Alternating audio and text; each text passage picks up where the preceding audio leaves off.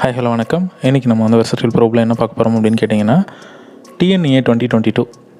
So வந்து இந்த Tamil Nadu engineering admissions பற்றி நம்ம ஒரு இன்ட்ரெஸ்டிங்கான ஃபேக்ட் வந்து பார்க்க போகிறோம். உங்களுக்கே தெரியும், அந்த அப்வர்ட் மூமெண்ட் அப்படின்ற ஒரு விஷயம் வந்துட்டு இருக்குது. அது எதுக்கு, எப்படி யூஸ் பண்ணுறது? இப்போது நான் வந்து ரவுண்ட் 1 வந்து இருக்கேன்.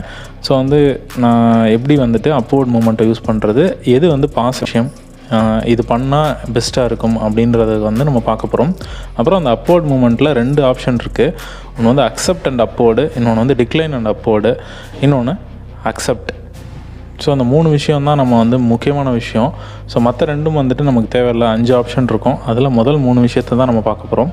ஸோ முதல் விஷயம் என்ன அப்படின்னு கேட்டிங்கன்னா அக்செப்ட். ஃபார் எக்ஸாம்பிள், ஃபஸ்ட்டு நம்ம சாய்ஸ் ஃபில்லிங்லேருந்து வந்தால் நமக்கு புரியும்.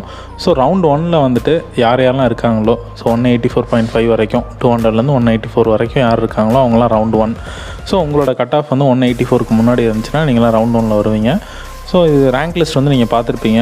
ஸோ அதுபடி நம்ம வந்து ரவுண்ட் 1, ரவுண்ட் 2, ரவுண்ட் 3, ரவுண்ட் 4னு பிரிக்கிறோம். அதில் ரவுண்ட் 1ல் யாரெல்லாம் வந்து வராங்களோ அவங்களுக்கு சாய்ஸ் ஃபில்லிங் வந்து முடிஞ்சிருச்சு. ஸோ அவங்க வந்து சாய்ஸ் ஃபில்லிங்கில் வந்துட்டு இப்போ வந்து ஒரு 20 காலேஜஸ் வந்து கொடுத்துருக்கீங்க அப்படின்னா, உங்களுக்கு நீங்கள் செலக்ட் பண்ணதில் முதல் காலேஜே கிடச்சிருச்சு அப்படின்னா உங்களுக்கு அப்வர்ட் மூமெண்ட் யூஸ் பண்ண முடியாது. நீங்கள் செலக்ட் பண்ணதில் நீங்கள் கொடுத்த சாய்ஸில் ஃபஸ்ட்டு சாய்ஸ் உங்களுக்கு கிடச்சிருக்கு அப்படின்னா உங்களால் அப்வர்ட் மூமெண்ட் போக முடியாது. சரி, யார் சார் அப்வர்ட் மூமெண்ட் போகிறது அப்படின்னு கேட்டால், ஃபஸ்ட்டில் இருந்து 20th ஆப்ஷனாக நீங்கள் வந்து கொடுத்துருக்கீங்க. ஒரு 20 சாய்ஸ் வந்து கொடுத்துருக்கீங்க. ஸோ அப்போ 20 சாய்ஸ் கொடுத்துருக்கீங்கன்னா 20th சாய்ஸ் வந்து உங்களோட அலாட்மெண்ட் ஆர்டரில் வந்திருக்கு. நீங்கள் 20ஆவதாக செலக்ட் பண்ண காலேஜ் தான் உங்களுக்கு வந்து கிடச்சிருக்கு அப்படின்னா, அப்போது நீங்கள் வந்து என்ன பண்ணணும் அப்படின்னா அக்செப்ட் அண்டு அப்வர்டு அப்படின்னு கொடுக்கணும்.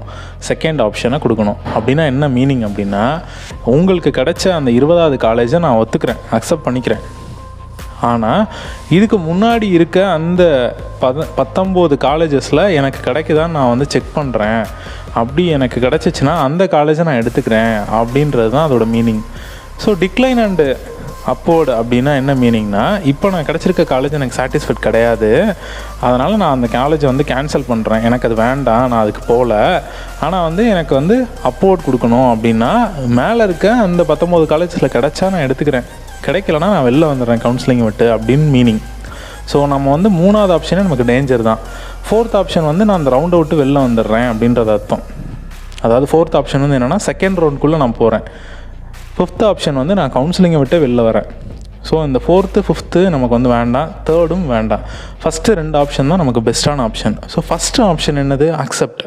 உங்களுக்கு என்ன கிடச்சிருக்கோ அதை நீங்கள் அக்செப்ட் பண்ணிக்கிறீங்க. செகண்ட் ஆப்ஷன் என்னது? நீங்கள் வந்து கிடச்சிருக்க காலேஜ் ஓகே, பட் முன்னாடி கொடுத்துருக்க சாய்ஸில் ஏதாவது ஒன்று கிடைக்குமா அப்படின்றத வந்துட்டு நம்ம செக் பண்ணுறதுக்காக நம்ம போகிறது. இது சேஃப் ஜோன். அடுத்த டேஞ்சர் ஜோன் வந்துட்டு 3rd, 4th, 5th எல்லாமே டேஞ்சர் ஜோன். ஏன் அப்படின்னு கேட்டிங்கன்னா, இப்போ 3rd ஆப்ஷன் கொடுத்தீங்க அப்படின்னா டிக்ளைன் பண்ணிடுறீங்க. உங்களுக்கு கிடைச்ச காலேஜை நீங்கள் விட்டுறீங்க, மேலே இருக்க காலேஜை நீங்கள் பார்க்குறீங்க, கிடைக்கலனா கவுன்சிலிங்கை விட்டு வெளில போயிடுவீங்க. 4th ஆப்ஷன் வந்துட்டு எனக்கு வந்து இதெல்லாம் எதுவும் வேண்டாம், நான் வந்து செகண்ட் ரவுண்ட் போகிறேன், என்னை வந்து மூவ் பண்ணி விடுங்க அப்படின்னு கேட்குறது. இது வந்து ஒரு முட்டாள்தனமான விஷயம். ஏன் அப்படின்னா, உங்களோட கட் ஆஃப் வந்துட்டு 200லேருந்து 184 வரைக்கும் இருக்குது. ஸோ இதுக்கு அடுத்த ரவுண்ட் நீங்கள் போனீங்கன்னா கம்மியான கட் ஆஃப் இருக்க காலேஜஸ் தான் உங்களுக்கு கிடைக்கும். ஸோ அதனால் நீங்கள் வந்து ஒரு தவறான தேர்வை வந்து பண்ணுறீங்க. ஸோ அதில் வந்து ரொம்ப நிதானம் வந்து தேவை இதை செலக்ட் பண்ணுறதுல. அப்புறம் 5th ஆப்ஷன் என்னது? கவுன்சிலிங்கே எனக்கு வேண்டாம்ப்பா, நான் வெளில போகிறேன், இந்த 4 ஆப்ஷனும் எனக்கு வேண்டாம் அப்படின்னு சொல்லி குவிட் பண்ணிக்கிறது. ஸோ இந்த 4th, 5th, 3rd இதெல்லாமே டேஞ்சர் ஜோன். சேஃப் ஜோன் வந்துட்டு ஃபஸ்ட்டும் செகண்ட் ஆப்ஷன் மட்டும்தான். ஸோ உங்களோட மைண்டில் வந்து இருக்கிறது ஃபஸ்ட்டும் செகண்டும் மட்டும்தான். அதே மாதிரி இந்த செகண்ட் ஆப்ஷன் நீங்கள் கொடுக்கும்போது டிஎஃப்சி கேட்கும். எந்த டிஎஃப்சி நீங்கள் கொடுக்க போகிறீங்கன்றதை தெளிவாக நிதானமாக கொடுக்கணும். இப்போது தெரியாமல் நான் அக்செப்ட் கொடுக்கறதுக்கு பதிலாக அக்செப்ட் அண்ட் வந்துட்டு அப்வர்ட் கொடுத்துட்டேன் அப்படின்னு நீங்கள் நினைக்கிறீங்க. ஆனால் அது எனக்கு தேவையில்லாத ஒரு விஷயம், நான் வந்து பண்ணிட்டேன் அப்படின்னு நினைக்கிறீங்கன்னா, இதுக்கு வந்து என்ன பண்ணுறது அப்படின்னு கேட்பீங்க.